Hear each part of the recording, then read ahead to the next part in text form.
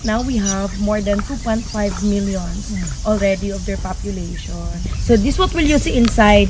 This is the younger version of a bat. But if they're getting older, they look like mouse with wings na already. If they're getting older. So here we have only one cave with 5 openings. That openings are interconnected. So you, ma'am, sir, you just see them in the outer part, viewing only, sightseeing only. So in the first and second cave, that's what we call the maternity/mating area. Then the third cave is the training ground or flying school for the young ones. Then the fourth hole is for the boys, male sword. Then the last cave is for the seniors or home for the aged. Every night time, our bus will go out to search food. They can travel up to 15 miles from here. So it's up to Davao Oriental, no? It's too far from here. Then they go out 6 p.m. Then they come back majority 2 to 3 a.m. before sunrise. So, nindot kain na siya, sir. They have golden eyes during night time. Then they come back 2 to 3 a.m. before sunrise. Bats are important in our ecosystem, especially here in Davao region, in our place, because according to our studies, 5% of our plants or trees here are nocturnal trees. So meaning to say, they are depending on nocturnal animals just like bats to grow. And one of that nocturnal plants is our famous durian in Davao. So this is the flowers of durian, and it will bloom only night time, 1 to 2 hours. Bats are the perfect pollinators during that time. Mo ni ato ang bats, sir, ginalik niya ang juices from nectar. Kung gusto mo makakita videos, ana, nasa mong Facebook, sir. How bats pollinate the durian's flower. So ganito po karami ang mga paniki na nakatira dito sa iisang yungib na 4-5 ang butas.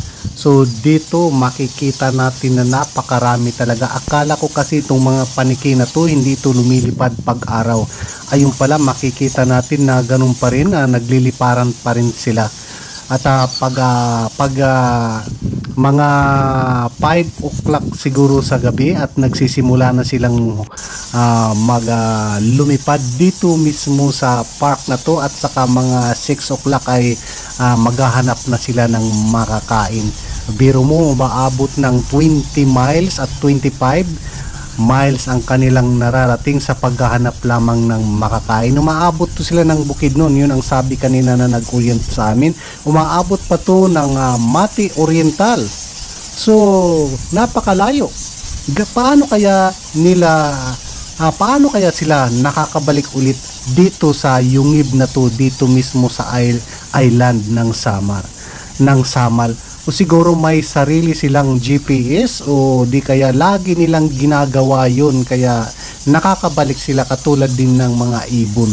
Yung mga ganun din, kahit napakalayo kung nasaan silang lugar, katulad ng kalapati ay nakakabalik din kahit pa yun galing dinala ng Maynila, at saka makakabalik din kung saan sila banda dito nakatira sa Mindanao.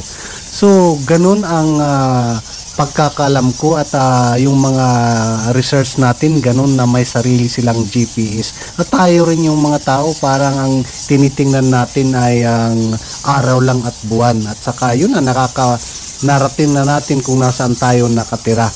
So ganito karami dito ang mga paniki na to, at napakaganda kasi naka-preserve ito dito mismo sa island ng Samal.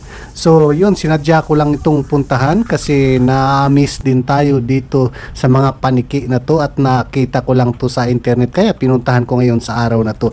At sa kapaligiran nito ay makikita natin ng maraming mga kahoy at napaka-fresh ang hangin, at sa ibaba nito ay gilid na ng dagat. Kung makapunta ka dito, pwede rin siguro maligo sa ibaba kasi napakaganda at napakaliwanag ang dagat sa ibaba. So hanggang dito na po lamang ang tatapos ang vlog na to, at kung nagustuhan nyo ang video na to ay huwag kalimutan mag thumbs up at share, at saka huwag nyo nang kalimutan mag subscribe at mag click notification bell para ma-notify tayo kung mayroong bago tayong video. Salamat po sa inyong panonood. Bye bye.